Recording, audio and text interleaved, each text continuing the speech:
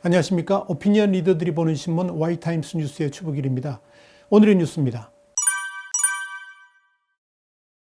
일본의 아사히 신문이 남북 공동연락사무소 폭파와 관련해 가지고 이 북한의 김정은이 남북 관계를 파탄시키면서 문재인 정권의 치명타를 가하게 된 가장 큰 이유가 뭐냐?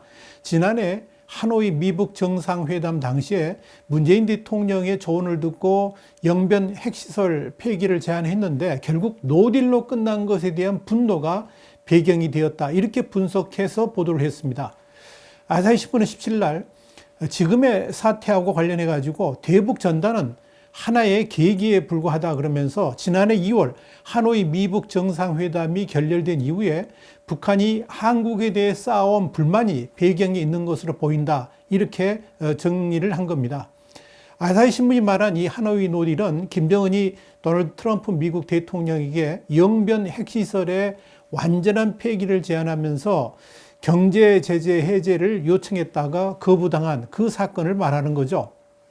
문제는 김정은이 했던 그 제안이 사실 문재인 대통령이 김정은에게 해준 것이었는데 이걸 받아들여 가지고 김정은이 트럼프 대통령이 제안을 했음에도 노딜로 끝나면서 김정은의 체면을 구겨버린 모양새가 됐죠.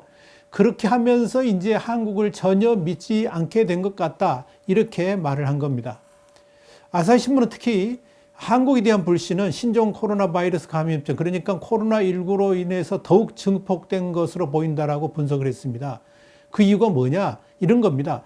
무역의 90%를 의존하고 있는 중국하고 국경을 폐쇄를 했지 않습니까? 그래가지고 경제 활동이 굉장한 어려움을 겪고 있는 상황이었는데 한국이 미국의 눈치를 보느라고 방역이라든지 의료와 관련해가지고 충분한 지원도 하지 않았다는 거죠. 이런 불만들이 지금 표출되고 있다는 그런 분석입니다. 아사히 신문은 또 남북 공동연락사무소 폭파 날짜를 16일로 잡은 것에 대해서도 아버지, 그러니까 김정일이죠. 아버지의 업적을 부정하지 않기 위해서 15일을 피하면서도 한국에 최대한 충격을 주기 위해 16일로 날짜를 골랐다. 이렇게 해석을 했습니다. 김정은은 또한 한국과의 대화를 단절하더라도 대미 관계에는 영향이 없을 것으로 북한이 판단했을 것이다. 이렇게 정리했습니다. 한편 역시 일본의 니혼게자의 신문은 긴장을 높여서 양보를 이끌어내려고 하는 벼랑 끝 전술이라고 했고요. 마이니지 신문은 2017년 집권 이후에 남북 융화 노선을 취해온 한국의 문재인 정권의 타격이 될 것이다. 이렇게 분석을 했습니다. 그리고 일본의 산케이 신문은 문 대통령이 남북 화해와 협력에만 집착해 왔는데 북한은 그런 문 대통령을 상대하지 않겠다고 행동으로 보여준 모양새다. 이렇게 분석을 했습니다. 자, 뉴스 쪼개기입니다. 이 뉴스 쪼개기는 오늘의 이 뉴스에 대한 Y타임스의 시각을 명쾌하게 정리하는 코너입니다. 지난해 3월 하노이 노딜 사건은 김정은에게는 엄청난 충격을 가져다 줬습니다. 김정은 자신이 직접 미국 트럼프 대통령과의 회담에 나섰고 평양을 떠나면서도 요란한 환송식까지 가지면서 돌아올 때는 엄청난 선물 보따리를 가져올 것처럼 냄새를 풍겼죠. 실제 북한 내부에는 그런 내용들이 많이 퍼져 있었습니다. 지금 노동신문 일면 기사 보고 계시죠? 바로 저랬습니다. 그런데 트럼프 대통령에게 수모에 가까운 대접을 받고 나서 김정은은 이루 말할 수 없는 분노를 폭발시켰다는 그런 소문이 있었습니다. 문제는 미북 정상회담이 노딜까지 가게 된 가장 큰 이유가 바로 중재자 역할을 자청했던 문재인 대통령에게 있었다는 겁니다. 당시 문재인 대통령은 포괄적 합의, 일괄 타결이라는 협상 방침을 고수해온, 그러니까 빅딜 방안을 고수해온 미국의 접근법에 대해서 근본적인 한계가 있다 그러면서 북한의 일부 양보, 그리고 이에 대한 미국의 설득, 이게 스몰 딜을 통한 미국의 설득, 이런 방식으로 미북 정상회담을 성공시킨다는 보관을 가지고 있었죠. 그래서 김정은한테는 영변 핵시설 포기를 조언하면서 자신이 트럼프 대통령을 설득해서 회담을 성공적으로 마무리하겠다. 이런 약속을 했다는 겁니다.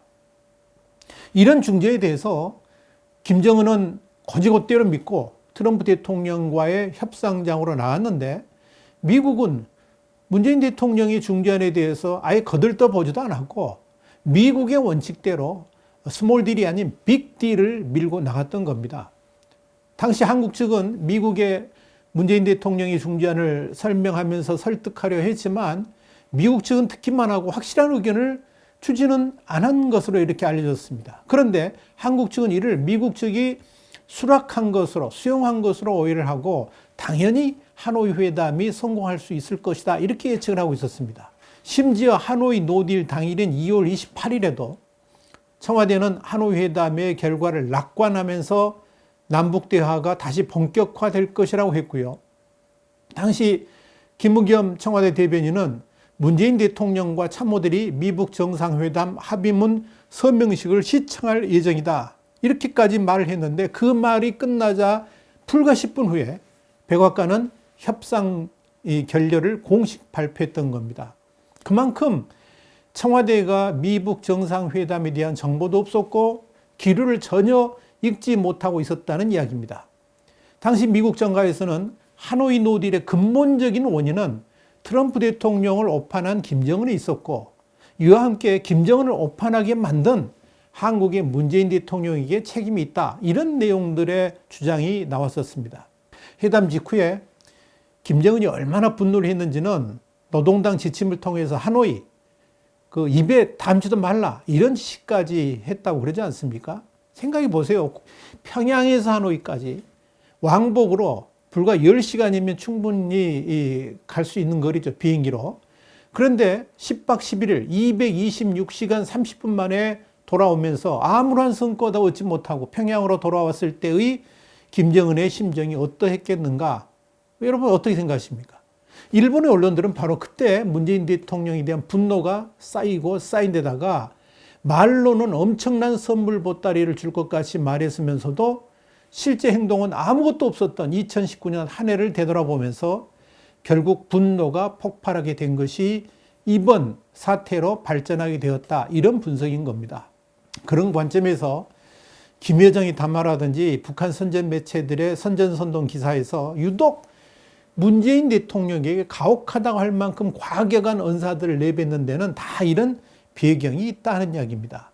그런데도 대북전단 방지법 운운하고 또 판문점 선언 국회 비준으로 논하고 있는 민주당의 비현실적 인식이 그저 우스울 뿐입니다. YTimes 뉴스였습니다. 이어지는 뉴스 한 줄평 꼭 보시기 바랍니다. 다음 시간에 더 핫한 뉴스로 여러분을 찾아뵙겠습니다. 감사합니다.